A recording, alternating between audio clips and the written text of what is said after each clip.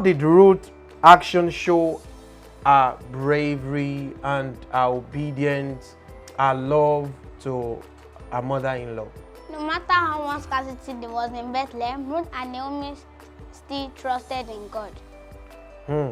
And what can we learn from Boaz's character towards Ruth? We can learn to be good, we can learn to be kind, we can learn to be generous. What happened in the land that made Naomi and Abimelech leave their country?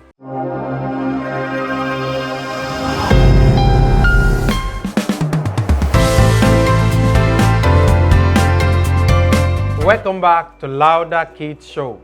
Thank you for always joining us. Our previous episode was great. Today's episode is going to be amazing. We shall be talking about the story of Ruth from the Bible. Don't forget to like, to comment, and to subscribe. And we have with us once again, Peace Samuel. Welcome back to the studio once again. Thank you, sir.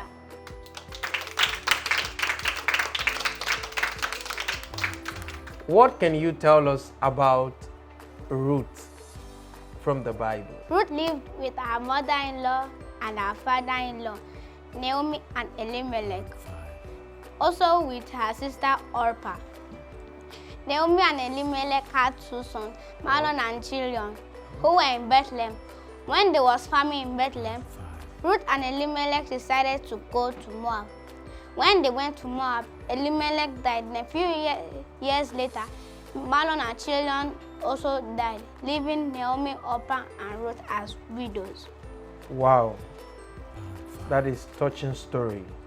And why did Naomi encourage Ruth and her sister-in-law to return back to their families?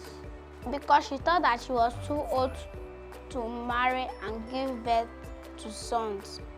Okay, that was thoughtful of her. Wow. So she wanted them to go back to their families so that they can marry again, remarry, and have children. That is good. She was a good woman. Wow. And then Ruth followed Naomi back to his family, according to the Bible. And when they got back to the land of Israel, now Naomi gave a specific instruction to Ruth regarding Boaz. What was that instruction? She asked Ruth to stay in Boaz's field and clean with the young girls. Oh, and what was Boaz's response when he saw Ruth? She asked her about her identity and provided her with safety and food. Boaz must have been a very good man. Wow, that is great. And what was Ruth's reaction towards Boaz? She bowed down and thanked him. She bowed down and thanked him. Okay, she appreciated what Boaz was doing for her as at that time. That is great.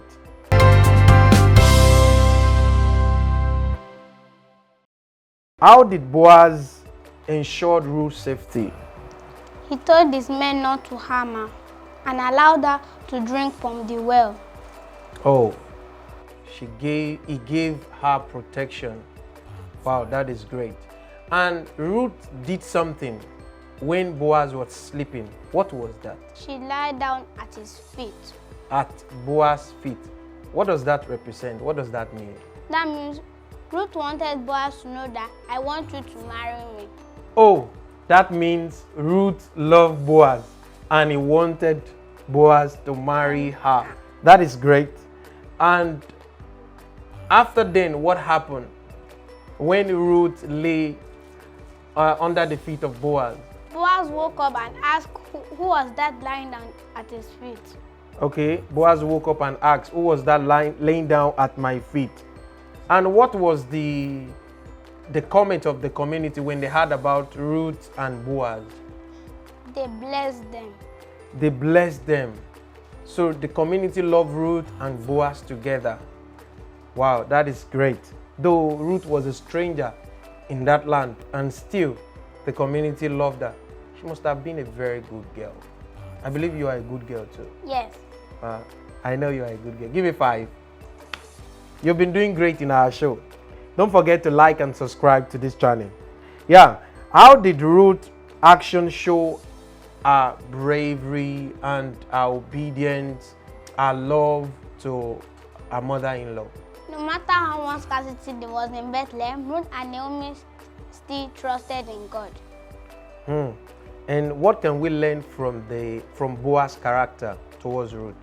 We can learn to be good, we can learn to be kind, we can learn to be generous. What happened in the land that made Naomi and Abimelech leave their country? There was famine in the land. There was famine in the land. And when they got to the country where they traveled to, what happened in the same land? Elimelech and her 2 sons died. I think obedience played a lot of role in the story of Ruth and Naomi. If Naomi had asked God before she left her country, her life would have been preserved. The life of her children would have been preserved. And the life of her husband would have been also preserved. We should learn to ask God before we make any move at all. In our families, in our businesses, in everything that relates to us, please always seek God first. Make sure you know the mind of God towards any move you want to make. If Naomi had asked God before she made that move, the story would have been another story today. But thank God, something great came out of this.